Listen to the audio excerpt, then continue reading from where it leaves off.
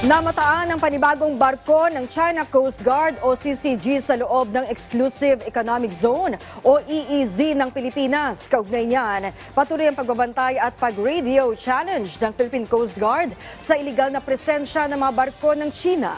Yan ang ulat ni Patrick De Jesus.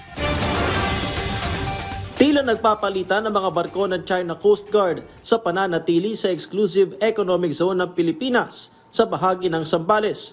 Ayon sa Philippine Coast Guard, kahapon ay dumating ang isang barko ng CCG na may bow number 3304 na pumalit sa isa pa nilang barko na may bow number 3103 na unang pumalit sa The Monster Ship ng China Coast Guard.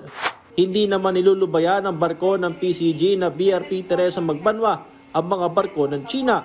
Patuloy ang ginagawang pag-radio challenge sa mga ito at ipinapaalala sa mga barko ng China ang kanilang illegal na presensya sa Exclusive Economic Zone ng Pilipinas, alinsunod sa Philippine Maritime Zones Act 2016 Arbitral Award at UNCLOS. We do not possess any legal authority to patrol within the Philippines Exclusive Economic Zone. You are directed to depart immediately and notify us of your intention. Sabi ng PCG na monitor sa mga barko ng China ang pabago-bagong paggalaw 70 to 80 nautical miles mula sa coastline ng probinsya ng Zambales. Patuloy ang gagawing pagbabantay ng PCG sa iligal na presensya ng mga barko ng China. Noong Sabado pa mahigpit na binabantayan ng PCG ang kaparehong lugar matapos ma-detect ang pagdating noon ng The Monster Ship ng China Coast Guard. Malamang ang gagawin niyan ay kagaya ng ginagawa nila sa Malaysia na every year meron silang seremonyas doon sa James Shoal, no?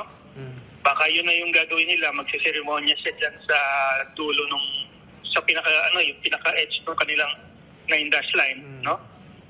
Na malapit na nga sa atin. So pwedeng gano'n 'yon. So pag lumabas 'yon, then obviously hindi legitimate freedom navigation ang in-exercise nila. Patrick De Jesus para sa Pambansang TV sa Bagong Pilipinas.